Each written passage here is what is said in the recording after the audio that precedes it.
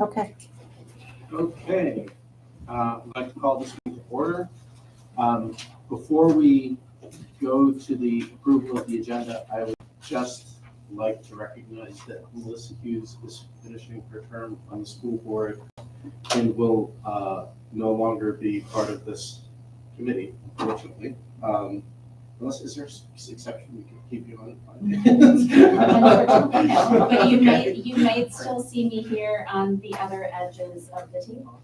But I would just like to say how much I have appreciated having you on this committee and how helpful you've been. And I am going to miss you at these meetings particularly, I think. So if it's not out of order, I'd like to ask for just like a round of applause. Maybe I should have done that at the end. We got it out of the way. Thank you, Dr. Williams. So, all right, could we move to the approval of the agenda? I make a motion to approve the agenda. Any second? No? Okay. I will second, and all in favor? Aye. Aye, there we go, that's done. Could we move to the approval of the minutes? Yes, I make a motion to approve the minutes of the October 13th, 2025 Finance Committee meeting as drafted. Okay. All in favor? Aye. Aye. Okay. So we are moving on to contract review. So let's start with, no reason not to go in the order that they're presented, the TNTP contract.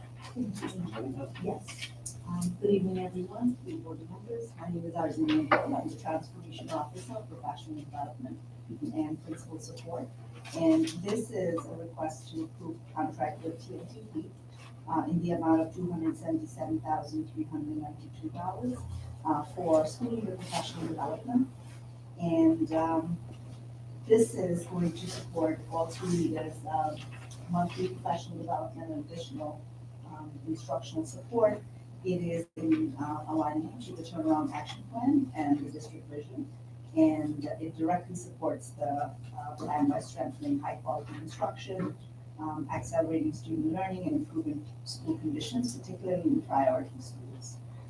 And the purchase is aligned to the district's vision for equitable, rigorous, and student-centered learning experiences that ensure all students, including our multilingual learners and students with disabilities, they have access to the support they need to succeed. And we need this purchase to meet clearly documented needs of the HQIM assessment requirements, our MTSS intervention for the school climate and operational efficiency. And then the current gaps in resources are directly impacting the district's ability to deliver consistent, high-quality services across schools. As you know, they've been vendors with us for the last 4 to 5 years. For folks who do not know, we had the TSL grant, and after losing the grant, we wanted to continue to work with them. And we're in compliance with state, federal, and district requirements. And requested material services are essential for meeting mandated expectations such as RIDE regulations. The assessment protocols, all our programs, and then include support, equity, and access across all schools when it comes to that. I have everything here is in the summary. I don't know if you want me to go through the whole thing or sections, because I can go into the overview, actual overview of TNTP is in here. And when it comes to the procurement process, this vendor was selected through the district-led procurement process that reviewed vendors who have demonstrated expertise in HUCF implementation. Side note, TNTP has also has done this work with Rhode Island Public Education when it comes to HUCF. And when it comes to instruction, leadership development, and the turnaround support, so they are very experienced in this work. And plus in Providence, and we see all the gains that is been through working with them previously. And myself, Cassandra Charles, and Flora Keegan from Teaching will be supporting this contract. Let me turn to the next page. And The contract includes explicit performance-based measures, including TNTP's responsibility to develop, design, and facilitate monthly in-person professional development sessions for assistant principals from November 2025 to May 2026. In addition, they will facilitate 3 in-person professional development sessions for school leaders with a focus on high-quality curriculum materials, implementation, and all deliverables will be documented, reviewed, and evaluated against the contract scope. If there are any questions. Yes, so we can just go to the questions. I don't think I have any questions. I thought that this was an incredibly detailed summary. Thank you so much for putting this level of detail. I especially appreciated, talking about the previous funding source, the new funding source, the procurement process. There's just a lot of good detail in here so that I don't feel that I have a lot of questions. I also like that you were able to name yourself and the others who will be primarily responsible at the district. I think that helps us as a board to understand who will be keeping an eye on this, and if there's an issue or if there's a continuation or a request next year, then we know who has questions. So I have no further questions, Dr. Johnson. Okay, I just have a couple of questions. So TNTP it's a nonprofit organization, is that right? Yes. Yeah, I don't know if I read that someplace also here. So they did they develop curriculum materials? They have developed, so we have curriculum already. I know they actually. I'm right? sorry. So I'm they are sorry. developed, yeah.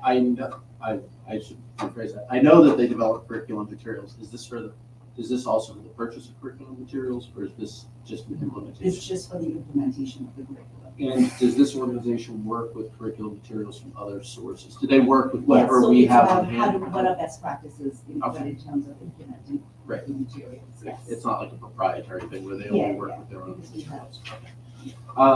And I think that was the only question I had. I had just as a note, when we're in the future, if we could just try when we're preparing these things. No, this isn't directed specifically just to you, but maybe just in general. If possible, if we could develop the practice of the first time we introduce an acronym in the document to spell it out in full first and then refer to it subsequently. And I noticed that that's done here, but it's done, like HQIM is explained further. It's like it's further in. And I know a lot of times, Right. I know a lot of times these documents are kind of cut and pasted together to make it efficient, to make it an efficient process, but just, if we just be mindful of that. That's not directed that's a pervasive issue in organizations where you just you fall into the idea that everyone knows what this acronym means, and like, I end up having to look them up, so. So you'd save me a little time. So I don't think I have any other questions about this contract. So if you don't have any other questions. I don't. I will just plus one to always spelling out, even if we likely know. I think it helps with we hear from the community often that they're trying to understand where our money is going and how we're supporting schools, and so that helps because I'm pretty sure most folks don't know what some of these acronyms are, so that'll help. And thank you so much. Thank you. I make a motion to approve the TNTP contract and send it to the full board for. I will second, and if there's no other discussion, move to a vote. All in favor? Aye. All right, that passes. This is the strange thing of only having 2 people. Okay, thank you. So could we move to the emergency expenditure repairs to telephone and PA systems?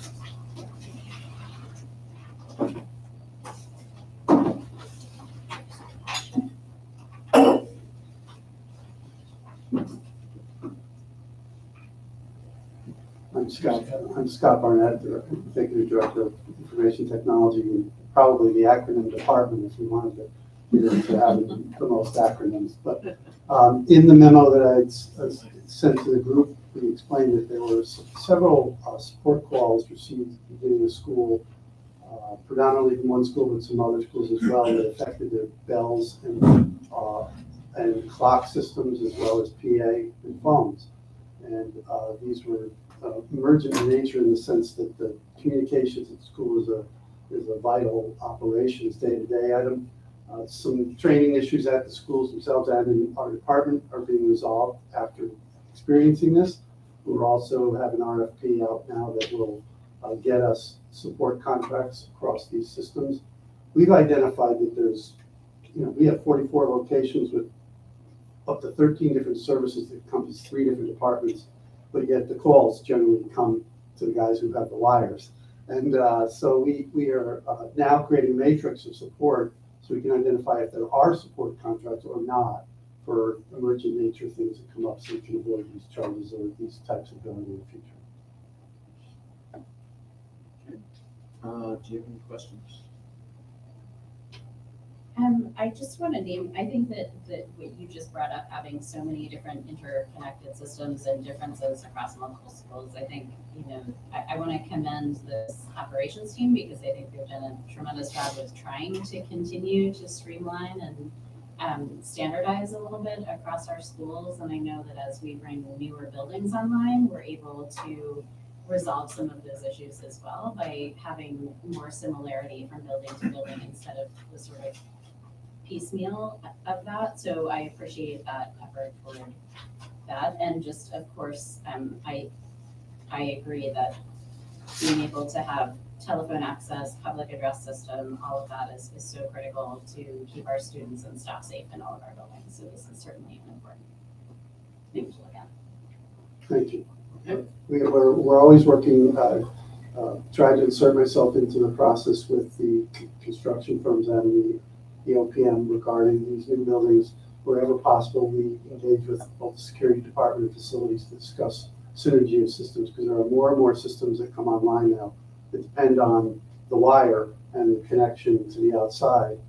So we want to make sure that we've got a way to support all that, regardless of what the department's responsible. Excellent. Any questions? I don't have any questions. Actually, I don't have any questions about this. I just have it's more probably an accounting question.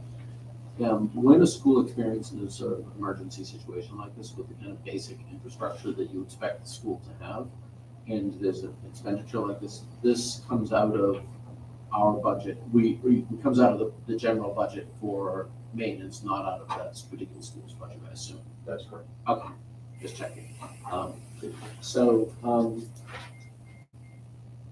Would you like to? Just clarifying, so I know we have your memo, but then it's not named in the agenda, like listed item, but is this also the partners technology? Yeah, item that we're yes, it's the building that was created from the events. Just making sure that I'm looking. Yes. Okay, excellent. I make a motion to advance the partners technology contract out of finance committee and to the full board for approval next week. Okay. I'll second, and any further discussion, all in favor? Aye. Aye, there we go, that passes. Thanks so much. So, now we can move on to the largest contract of the evening, the ABM contract extension. And I'm sorry. Thank you. So efficient. I know. So thank you, Deputy Superintendent Scott. Happy to be here with you today, and we'll be walking through the ABM contract. So I'll do my best to give some history here about how we got to where we are, and I can share why we are recommending this contract for renewal. So going a little ways back, obviously during the start of the intervention, one of the main things that was identified of concern were UPSC facilities. We had decades of underinvestment in our schools, both from a capital perspective, as well as some historical contracts that were task-based versus performance-based. So we had a prior vendor who had been here for about 15 years and a contract that was built on tasks versus performance. So rather than saying this room needs to meet this standard, it was more do this thing 5 or 6 times, and if the room was never used or if it was used heavily, it didn't really matter. So There was a desire, and what we saw a lot, heard loud and clear from our constituents, was the need to rethink that contract. And so we went through a pretty rigorous bidding of that contract. And so this would have been in 2023. We did a solicitation for an RFP for this, what we're calling an integrated facilities management contract, meaning it takes things like custodial, grounds, and maintenance. We had 9 potential bidders. All those bidders came on site and viewed our facilities, and then we had 3 formal proposals from ABM, Aramark, and then UG2 was the 3rd vendor. We held a series of meetings, both to review their bids with members of the finance committee, school board, school building committee, and community members, and then held presentations where those vendors provided best and final offer. Based on that long, lengthy, rigorous process, we had identified ABM as both the highest qualified and lowest cost bidder. And that bid, all the bids that we assessed consisted of both a 3-year base contract as well as on the district's ability to exercise 2-year options. So after that 3-year option, is 3-year base contract had expired, the district has the opportunity to exercise a 2-year option period, and then should we choose down the road to also exercise another 2-year option period. Part of the assessment of that, the comparison of the bidders were both the cost during the base contract as well as the cost during the option contract. So in terms of our recommendation to extend, one is we've been very satisfied with ABM's kind of service and support over the past few years. There's some data we included about their ability to meet APA 2, so our custodial standards are 1 to 5. The last contract was APA 3, with APA 1 being the highest, so this is actually a higher standard of a contract, and they're doing a great job of meeting that. I think the other thing one of the things that became evident during the process as we were reviewing other bidders and the prior incumbent was that there was just not as much of the proactive maintenance happening. So systems typically have thousands and thousands of assets tagged across the district. So the fan in this building, the HVAC system, all tagged so that you know when preventive maintenance needs to happen. There were hundreds of assets tagged when there should have been thousands.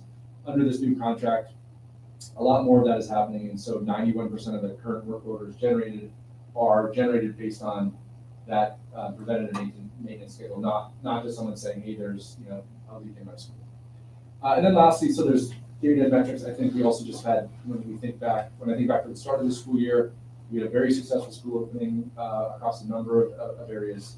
ABM was integral to that, even as we had several schools moving in and out of space. So we've been very satisfied with their performance. On the cost front, when we compare the projected spend to what Aramark had bid, this contract is $1.3 million cheaper. And so frankly, we believe that was at the time of the original bid. So we actually believe if we were to go out to bid, that number would be far higher in terms of what we have to pay. So we have pretty strong evidence that this is the lowest cost bidder, both because it was during the original bidding process, but we believe those numbers would likely go up through any additional RFP process. So the recommendation is to extend this. That is the district's option that we have under this contract. So it would be for 2 years. And then we go through a similar process of determining whether we would extend for those additional 2 years. So happy to answer questions about contract. We have representatives from ABM here as well. Do you want to start? Sure, I can start. I actually remember, I was not on the school board yet, but I was part of the school building committee and the parent advisory council at the time that this contract was, the original ABM contract came into play.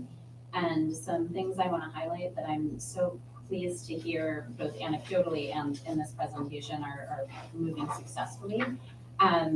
I think it cannot be stressed enough what a difference it is to move from a task-based to a performance-based contract. But practically what that looked like was the previous vendor's contract said for example, I will clean the boys' third floor bathroom 3 times in a day. Instead of, I will keep the boys' third floor bathroom clean enough so that boys actually go in there and use it and hopefully also keep it clean. So it's a tremendous difference in what that means for student and staff quality of life in our buildings. I think also the concept of the integrated facilities management, I just want to high five again the operations team for pushing on that. That is a big difference to have that custodial grounds and maintenance all kind of talking to each other and integrated, as it were, because that means saving cost and time and efficiency, and again just making our school environments better learning environments for our kids. I noted on, sorry, there's not page numbers. I think on page 3 of this document we have talking about the track record of success. There was a lot of talk both in the Johns Hopkins report at the start of the takeover, and then certainly during this RFP process and the awarding of this original contract, there was a lot of talk about the APA levels and sort of the colloquial descriptions of those, and I believe The there's actual descriptions, unfortunately, like the actual, moderately dingy and. the moderately dingy, and what is the APA 2? Not, it's better. Orderly. Orderly tidiness, yeah, which just feels a lot better than moderately dingy. Like, I hope that our students and adults in our buildings deserve to know that we care about them enough to go beyond moderately dingy. So, and none of this is an affront to the previous vendor. It's talking about what the structure of the contract was, and the ABM was able, in this previous RFP process, able to come in at the lowest cost with the highest value. So I was in support of this original contract. I continue to be in support of this. I am glad to hear that it sounds like performance is meeting or exceeding our expectations here. And this is very helpful to me. I don't think I have other questions at this I have some questions, and largely kind of procedural questions. So once we've established, for a large contract like this, once we've established the contract, is there sort of, I get, my impression is just the way that we do this, is that there is a presumption that barring any serious problems, we'll probably go for the like the renewals. Instead of having a 6-year contract, we have a 2-year contract with two 2-year renewals, so that if something is going badly wrong in the first 2 years, we could then get out of the contract. So rather than, so the so I guess I was a little confused because I started reading about the process of the contract approval at the beginning, and then I realized that the date was 2023. We didn't just go through that whole process. So that was in 2023, and now we're essentially saying we're happy with the service that's being provided. We're gonna give it another 2 years. Yeah, and just to go on that, either, hey, listen, we think the way the contract is written is really screwy and we need to redo it. The performance of the vendor is not just enough, or something's happened in the world that we think we can actually get this for a lot cheaper, is maybe the reasons why we would say let's not extend, all of which in this case aren't, or quite the opposite. Okay. So that was the first question I had. Just, this is not to put anybody on the spot, but just questions that I think I should be asking for a contract this size. Have there been cost overruns associated with this contract? So we have a fixed contract in terms of what the level of services are. There are charge reimbursables when, for example, there is an expense that is not covered by base services. So typically a repair under 3,500. It's 3,500. Is something that if something breaks, it's less than 3,500 in this contract, we do not cover it. Right. But if something goes that is $10,000, then we will typically have to do that. So that's a charge reimbursable. But one of the benefits of the IFM contract is, I'll give you a good example. Prior to what we have now, we had snow vendors in-house. Mm-hmm. And then we paid the custodial contract, custodians shoveled the sidewalks, vendors plowed the things. If we spent $1 zillion on snowplow, which there were years we did, we ate it. Like, unfortunately, they have to eat it, and there's no, if it snows, 3 feet off. yeah, so. 3 inches. Yeah, so their obligation is to make sure the sidewalks are clear and all that, so long-winded way of saying, if they have to spend more money on snow plowing, we don't, it's not on us. Would that also include, like, that includes the physical plan? So like, if a door breaks, they replace it. If a roof leaks, we replace it. Yes, and it's usually that, there's some nuance, but it's typically that $3,500 threshold. Yeah. something big. I'm assuming a door costs less than Yes. So, all right, thank you, just for that clarity. So the performance is being measured by the fact that, things are being, work orders are being filled, and also the APA, compliance, the Association of Physical Plant Administrators. Which Sorry, yes, yeah. took some digging. Yes. No, actually, even on their own website, it's buried. It's like it's like I had to go into like read the history of the organization to find it. It was a little bit deep. But so the APA compliance, is that determined by, is there somebody within Providence Public Schools who's the contract manager or something who oversees that? We have a facilities team that certainly does that, but then we have a third-party vendor who we pay to do this and be an objective party to come in quarterly and do those with us. But they've done a good job of both training our people so we can do it, but it's also someone who we both parties agree, like, we're gonna trust what these folks say, and they'll tell you they're pretty, fair, but hard judges on this. Like, you'll see that it's not like they're doing 100%. Well, don't send them to my house then. No, yeah. All right, so that I think is the only other thing that I was gonna ask, and this isn't really to do with actually, I have one question for you all. But there's, the only other question I was gonna ask is, would it be possible with kind of like, for us to get our calendar for like when the bigger contracts are gonna come before the committee and get a little bit more advanced time so we could, because I think people expect us for the big contract, for That's the fair. biggest contracts to Yeah. spend a little more time, do a little more digging. That's fair. I will say just while supplementing, the 3 big ones we have are Sodexo, which we're under for a while, this one, and then transportation. We are going out to bid for our transportation contract. That contract will expire at the end of this year, so this committee should expect to get something typically in April or May. But that's their 5-year contract is done. So I just want to RFP for now, but the award will typically we're shooting for April, so there's as much time if there needs to be a change. And one question for you all, I swear I'm not trying to be difficult, but I did read something that you had some layoffs recently. Is any of that impact? I don't know. It's it was a news article about. So here at this location? No, not at this location, Oh. but about for the company in general. There's nothing going on here that we need to be worried about. No, ABM employs over 100,000. I know it's People. nationwide, So- so yeah. Yeah, I so, wasn't able to pinpoint where they were talking about. That's why I'm asking. no, but we're in good shape. Okay. Great. So those are all my questions. Did you have any questions? Yeah. 5 years ago when we received the report about the state of our school, where we also mentioned about the policy of our facility. I know, Steve, Chairman Steve talked a little bit about if we are not satisfied with the contract, let's say mid-year, what happens? And also, like, is there somebody that the board can, the finance committee can reach out to that's the person that's going to be overseeing?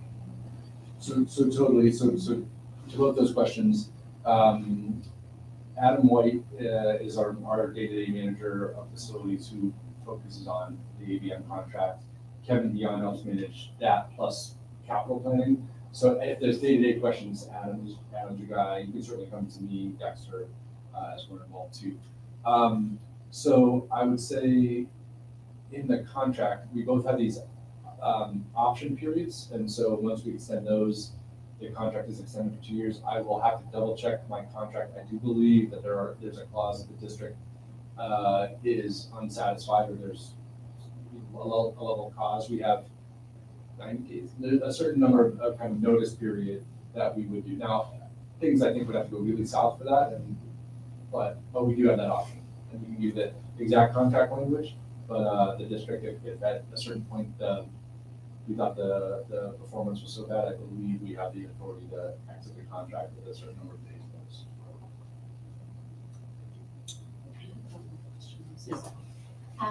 Can you talk,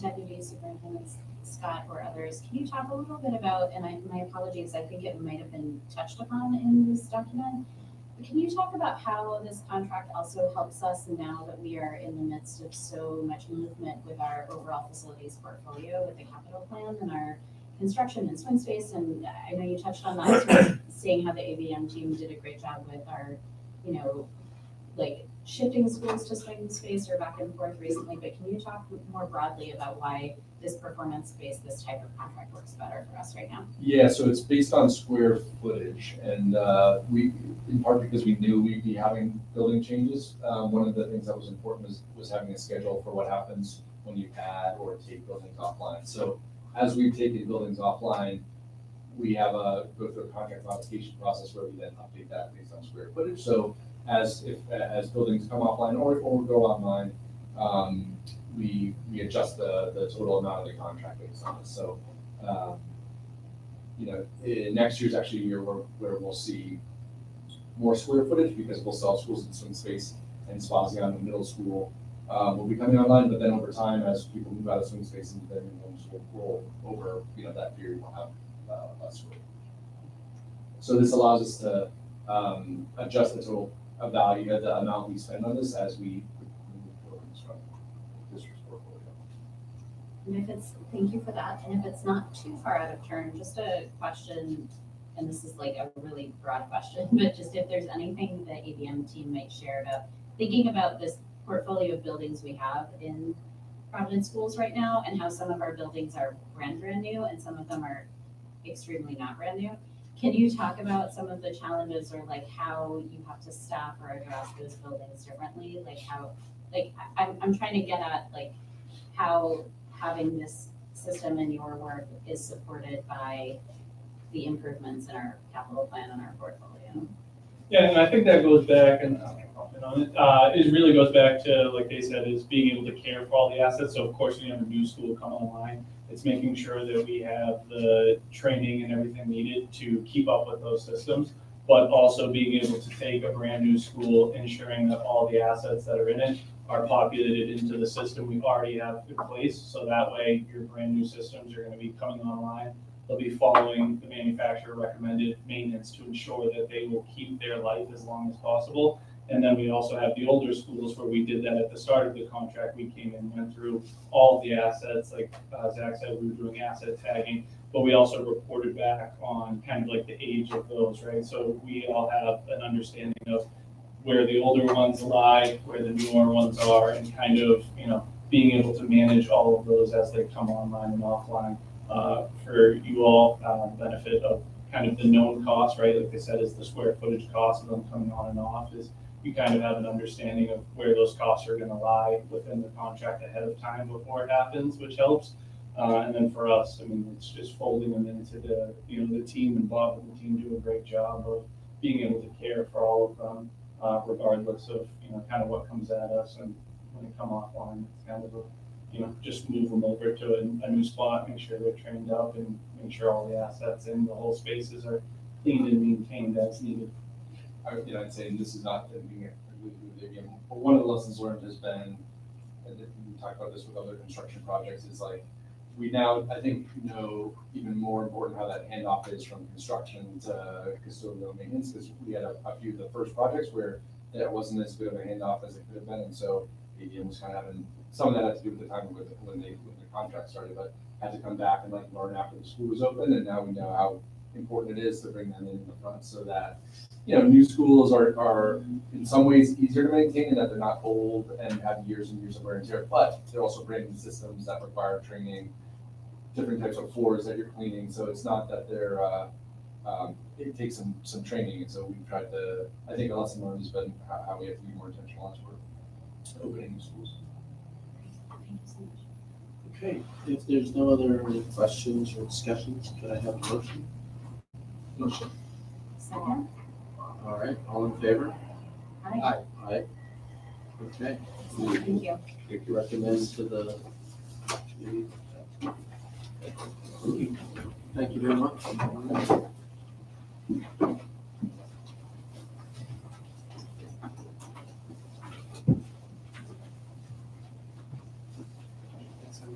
Yes. All right, so if we could move on to the next, I'm sorry. Yeah. So All agenda.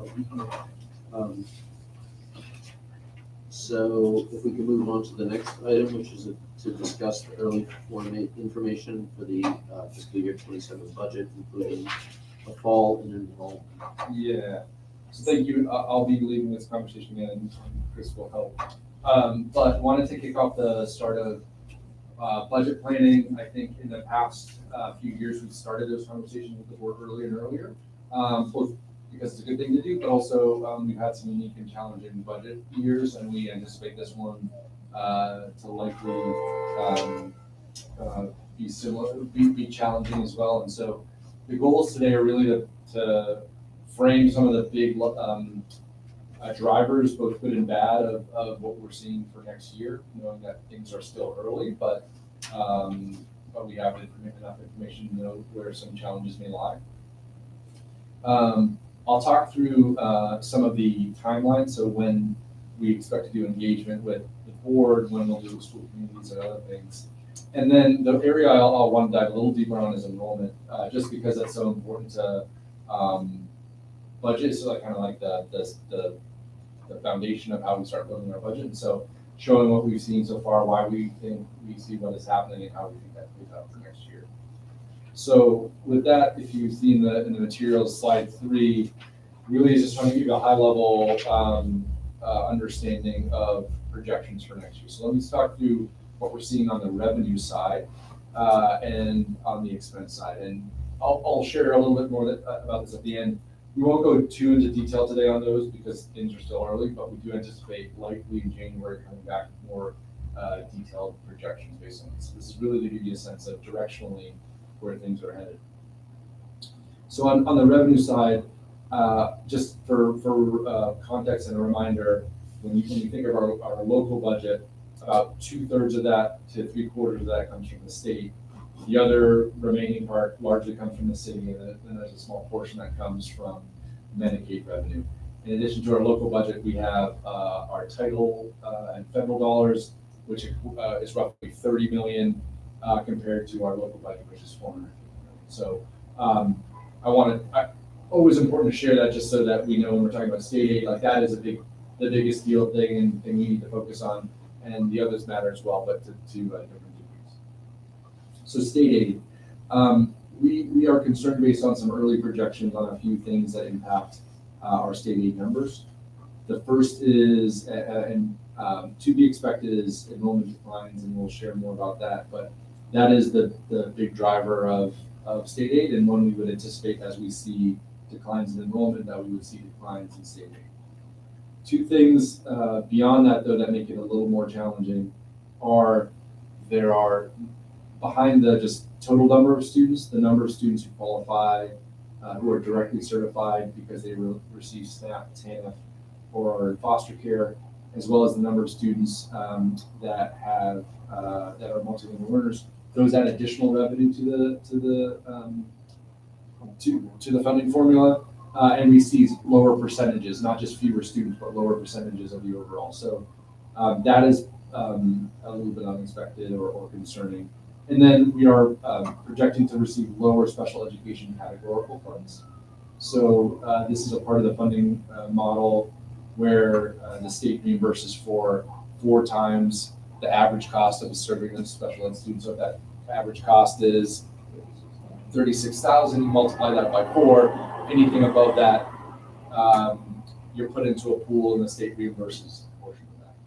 It looks like we are projected to receive less, both because we continue to spend a lot on special education, but we have fewer students who exceed that kind of maximum cap, in part because we brought a lot of students back who had been in out-of-district placements. And other increases around the state that led to a smaller share. So that's on the state aid, the biggest factor, and again, enrollment is a large part of that, where we'll spend some time here.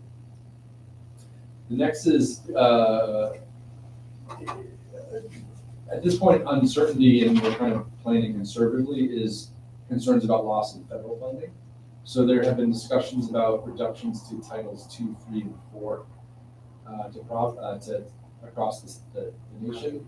Title 1 is the biggest federal allocation we received. Titles 2, 3, and 4, smaller amounts, but to the district, that's represents roughly $5 billion that we receive for Titles 2, which is for teacher professional development, Titles 3, which is for supporting multilingual learners, and Title 4, which is whole child support, but think of it as a variety of items. Typically, it's around social and emotional learning supports. So we either need to cut those programs or find funding, kind of make reductions elsewhere to account for that loss in federal funds. City aid, I guess on the positive side, we have an agreement with the city where they are obligated to increase funding to the district at a minimum at the same rate that the state increases total aid. What we don't yet know is how much total state aid will go up or down. If it goes up, there'll be an obligation on the city's part. If there's not, while they can certainly contribute, there's not a required obligation. So that is not necessarily a good or bad at this point, but more uncertain. If there's any silver lining, and again, this is our smallest source of revenue, is we've seen increases in Medicaid, particularly this past year, that we anticipate happening continuing through this year. Some of that has to do with more students receiving services, but it also there have been more services that are allowable for billing, like social work and other things that have not been previously. So that was some good news we saw at the end of last year. We can continue for this year, but again, our smallest kind of source of revenue. On the expense side, so if we think of on the left side, that's what we expect for changes in revenue. If we think of changes in expenses, one is just, it's always a good reminder to think of just standard expense growth. So we have a local budget of roughly $450 to $500 million. If that increases just by normal cost of living, 2% or 3%, a 3% growth on a $450 million budget is $13.5 million. So without making any reductions or any additional investments, just think of that. It's a large amount of money, but on an overall budget, it's just a 3% increase. So just through that normal expense growth, you would expect to see 14 or so $14 million increase in expenses. We also did a number of cost-saving initiatives over the past few years related to energy credits and a statewide transportation pilot. Unclear. Those aren't necessarily going away, but we don't yet have commitments on those for the coming year. So at this point, they are some levels of uncertainty. We have continued to see needs in students receiving specialized services. I think we've been fortunate in that we've been able to service more students in-house, but we are adding, continue to add. We had a big influx of pre-K several years ago, and while that number has not continued to grow, it is kind of what feels like a new normal of pre-K students with special needs that we are having to add classrooms at the kindergarten and grade 1 levels. The last one is we are rebidding our transportation contract, and we know that typically in the first year of those large service contracts, there can be a significant increase. In the past, historically, it's been a 5% increase. So that's what we're estimating for this year. So, we don't like to be the doom and gloom folks, but it is unfortunately a very challenging fiscal year when we look at both some pretty challenging areas on the revenue side as well as some challenges on the expense side. And so we are in the early process of that, but enough to know that that we are need to start talking with people early, and we'll have more details in the coming months. What I thought I could do is actually jump a slide. Well, before I do that, one of your questions on this, I'll talk a little bit about process and enrollment, but happy to talk through high-level revenue and expense questions that folks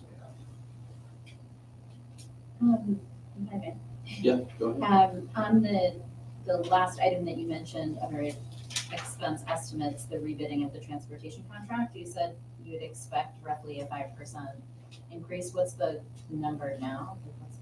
What's our Ballpark. transportation contract? Yeah, that's what Sorry, can you? Well, I'm sorry, 14 to 15 million dollars. Well, it Yeah. depends on how many buses that we're running. Right, obviously, right. and it's a daily rate per month. I don't, we don't want to give any kind of, listen. Well, Yeah, it's no, like- no, that's so we okay. gotta give- No, I just needed the sort of, what is it? Yeah. Thank you.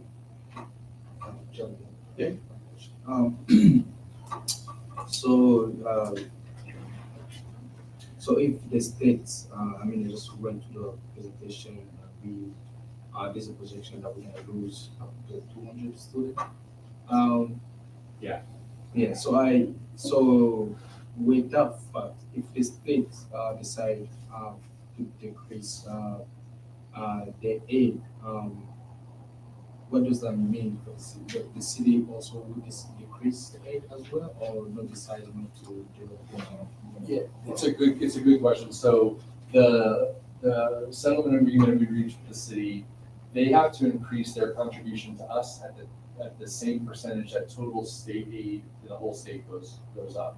So if the state aid is $100 and it goes up to 105, they would have to increase their contribution to us by 5%. If it's flat, and unfortunately, given what we're hearing from our neighboring districts, we're seeing declines elsewhere, that there's a chance that actually state aid does not go up. And if that would be the case, the city would not be obligated to contribute. Now, a minimum is not the same as many districts choose to give above what the minimum requirement is, but the minimum is whatever the state aid is. Yeah, so I see. So we might also lose some of the federal funds. Is there a way for the district or maybe the board can make a case to the state that during that situation for the state to add us more money? Yeah, I think it's certainly and we can talk through when the timing of that makes sense. The more that folks advocate for increases in state aid, the better. I will say we've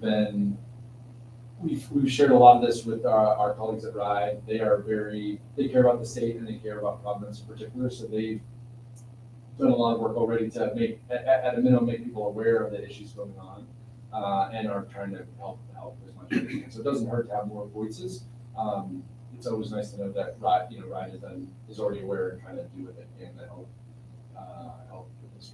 So, typically, I think the governor will put out his budget in January, and then there's a process that the legislature goes on and typically voted on later in the spring. And so that's the time when, we talk and we advocate. So we always welcome other voices to join us.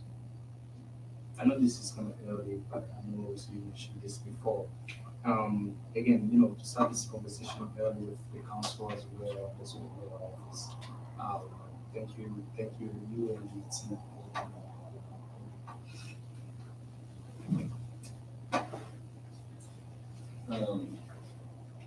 Any other questions? So, yeah, I think go ahead. Go ahead. Unless That's good. I think I'm all right. Okay. Keep going. Let me just skip to slide 5, and then actually I'll go back and forth and jump through the enrollment projections. But this is just a high-level timeline for how we think about the budget development process. And I've shared this with this committee before. There's always a trade-off between timing and when you have information. So typically we have some information now. It gets more and more clear over the course of the year.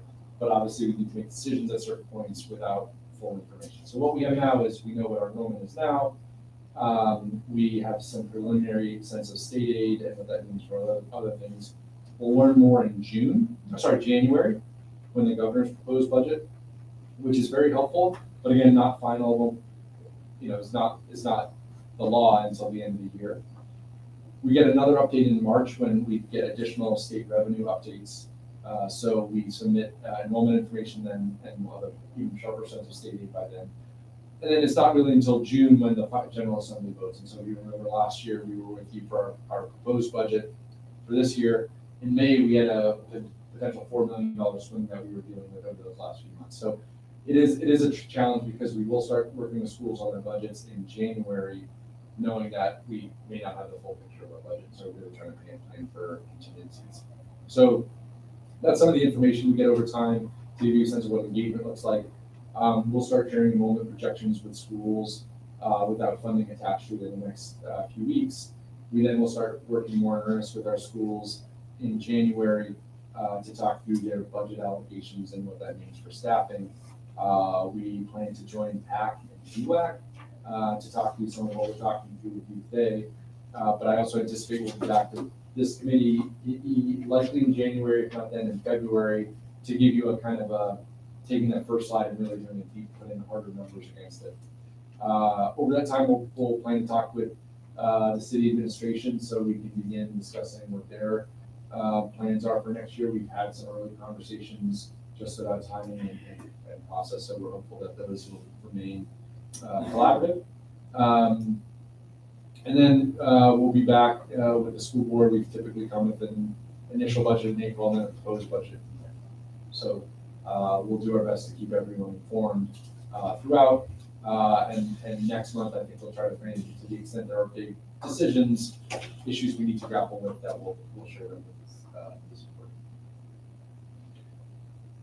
If I may turn to enrollment projections, and so you have two documents, one of which is kind of a summary, and then one gives you a little more detail. I'll start with the summary, which is the PowerPoint slide on slide 4. And what the comparison point you see is what our actual enrollment was on October 1, as well as what we projected it to be. And what you'll see is we have about 230 students less than we had expected to have. And I'll walk you through kind of, if you focus on the difference column, you can see, I'll try to highlight a few of the areas. The biggest changes we saw were at grade 6 and grade 9. And what that tells us is that typically we have students who are new to the district and many times new to the country who come in and are at those grade levels or slightly above, but have had interrupted formal education, and so are coming to us and joining in 6th and 9th grade. So the fact that we have fewer students there, what we're seeing is it's not that we have a lot more students necessarily leave, it's maybe that we haven't had as many students join us as we typically have. So those are fairly, those are 2 areas of concern. Small things, you'll see some noise around 11th and 12th grade. That's more about students who had to repeat some of their 11th grade classes. So that I don't actually think is an issue, just more of the way students are coded as 11th graders. Does any silver lining is that our kindergarten numbers have held pretty consistent. So we actually have 15 more students than we projected. So that's good news, but not to lose the sight of what is the kind of biggest overall decline of roughly 230 students. And I'm happy to go deeper into the enrollment projections. So that's what we're anticipating. If you compare October 1 now to October 1 next year, is roughly 230 fewer students. 2 other things I want to note is that when you compare next year's projections to what we projected for this year, the gap is actually a fair bit wider. So it's about 530 students, and that is both because we have fewer students than we expected at this point in time, and we're projecting further declines for next year. And that 500 number is what schools will feel when it comes to their budget. So they had budgets built for this year that were for about 500 students more than we're expecting for next year. About half of that is at the middle school level, and the other half is at the high school level. Our elementary projections for next year are not that far off from where we are this year, but we are expecting to see, have seen and expect to see declines at those levels. So when we think of adjustments to staffing and things that will likely be at many of our middle and high schools because we have fewer students this year and expect to have fewer students the following year.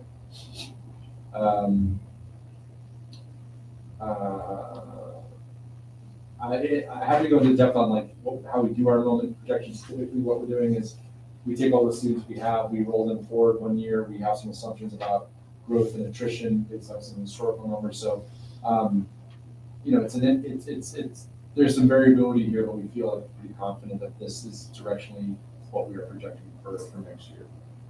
The last fact, which I'll leave you with, which unfortunately is another piece of good news, but bad news, but it's consistent with what we're seeing, is we are trying to project growth that we have after October 1, because as a district, we typically gain students over the course of the year. We're fortunate we typically gain our multilingual learners, many of who are new to the district or new to the country, and we have slight declines in regular education students. Hard to predict this year. We're having a hard time to project next year because this year does seem very different from what we've seen in the past. And so we had our team poll from October 1 this year to December 8th, so just a few days ago, and comparing that to that same time last year. What we saw at that time last year was a net increase of roughly 114 multilingual learners. So while we may have lost a few, we overall increased 514. This year, we've actually seen a decline in multilingual learners over the course of the year by more than 70, which is really, really hard to wrap our heads around. I mean, I think unfortunately we understand why it's stuff happening with immigration and things like that, but it is just so different from while there's always variability in enrollment projections and you can never get it just right, the swing from 100 positive to 70 negative is just something we haven't seen before. So what makes us concerned is all the enrollment things that we've seen that so far to start the year. We worry as a school district that typically sees enrollment growth over the course of the year, and therefore better news on the funding side. In March, we're actually worried that we may see declines in state aid, in aid from October to March, which is not something we've ever seen before. So, I'm sorry. please, no. I was going to say, I was going to end by saying so not great news, and part of the reason we wanted to start the conversation. So what is what's the dollar figure per student that we lose, or that we are losing? $18,000 roughly per student. That's probably all in, that's somebody that qualifies for free and reduced lunch, and that's probably multilingual learner, that's probably all in to get that So we say number. like 14. It's about $13,000 to $14,000 per student, so if we just use the $13,000 number for 240 students, with $3 million somewhere around there. Yeah. So, I mean, the thing is, it's obviously not an insignificant amount of money. That's big hit. But in your in appreciation of the fact that if we have a total of 18,000 to change students, your estimate with it being within 200 students, it comes out. I think I went back of the magical calculations. That's like a 1.3% difference, right? Yeah. So you're like I don't think anybody's going to question how No, you're no. getting your numbers, because it seems like you're how can you predict Yeah. that's a variance of that size? So Yeah. So I think So it's a good point, and one of the exercises we did, and I'll do some rough math to share a few things. So we get roughly $300 million from the state. So if you were to increase, they usually have a CPI, so they increase by the consumer price index by 3. Let's say it's historically been 4 or 5%, but let's say conservatively at 3%. That would lead us to, just like standing still, if we had a $300 million, 3% increases, $9 million. But we also enrollment decline, so you reduce by the $4 or $5 million based on the $18,000 per student. So instead of a $9 million increase, we would see a $5 million increase. We actually saw from some of our early projections a $7 million decrease. And that's because, not just because the number of students has gone down, but because in March, we were at 75% students were qualifying for free and reduced lunch. Now we're at 66%. And some of that has to do with the way that students are qualifying for that. The last thing I'd say is like when we had EY did an analysis on enrollment declines, and by their math, we typically can recoup 30 to 50 cents for each dollar in revenue loss, because if you lose 20 students, they're not all from the same class, so you might, even if you lose that revenue, you might not be able to reduce staff by the same amount. So all that is to say, there are a few things that we fully expect and anticipate that we would lose revenue based on fewer students, but the revenue declines seem to be beyond that, and our ability to kind of cut to offset them is not kind of on a one-for-one basis. Sorry, could you repeat those numbers of the free and reduced price lunch? Yeah, it was at The March actually. 75% in March, and now it's at 66%. Wow. That's a big drop. We do think it's going to go up over the course of the year. So the way it was I think the right idea, in that we shifted from a world where we collected lunch forms to qualify students to one where they directly certify students who have like DHS, SNAP, TANF, and other things. But the hypothesis is that communities that have a larger number of families who are undocumented or who don't take advantage of those services will have like a disproportionately lower rate, because we didn't think, obviously poverty didn't decrease by 9% over the past year. So there's something going on. And food costs have gone up, so I'm sure. I don't want to end this conversation, but we also did just schedule the meeting to go until 6 p.m. This is obviously going to be continuing the conversation. I thank you very much for beginning it.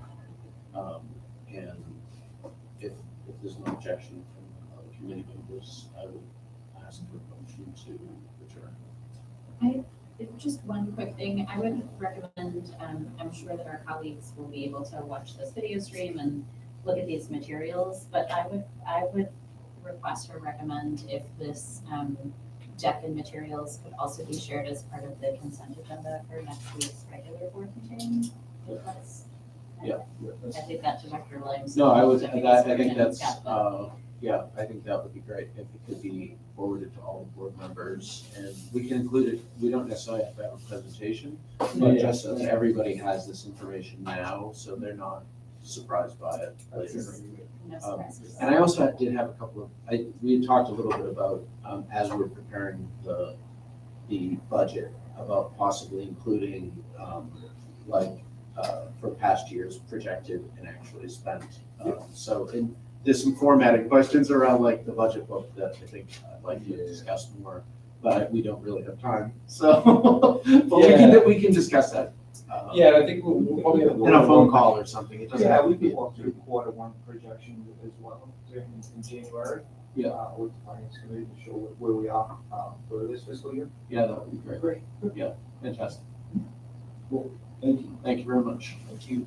Is there a motion to adjourn? Second. All in favor? Aye. Aye, the meeting is adjourned. Thank you very much, everyone, for your help and for showing up.